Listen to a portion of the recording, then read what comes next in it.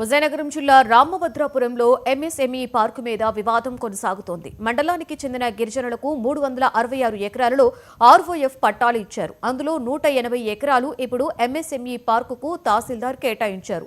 దీంతో చెట్లు తొలగించి భూములు స్వాధీనం చేసుకునేందుకు రెవెన్యూ అధికారులు ప్రయత్నించగా గిరిజనులు అడ్డుకున్నారు. గ్రామ తీర్మానం లేకుండా భూములు స్వాధీనం చేసుకోవడం అన్యాయమని గిరిజనులు ఆందోళన వ్యక్తం చేశారు. గిరిజనుల ధర్నాకు మాజీ డిప్యూటీ సీఎం రాజన్నదొర, మాజీ ఎమ్మెల్యే వెంకట చిన్నపల్లాయుడు మద్దతు పలికారు. ఎంఎస్ఎంఈ పార్కు నిర్మించడానికి కేంద్ర ప్రభుత్వం అనుమతి ఉండాలని, ఓఆర్ఎఫ్ పట్టాలను క్యాన్సిల్ చేయడం ప్రభుత్వాల వల్ల కాదు అని స్పష్టం చేశారు. మేము అందరం కూడా వచ్చి ఈ ప్రాంతం వల్ల కూడా చూడడం జరిగింది. దానికి ఇది పనికిరాదని చెప్పి ఆ రోజుల్లో చెప్పడం జరిగింది.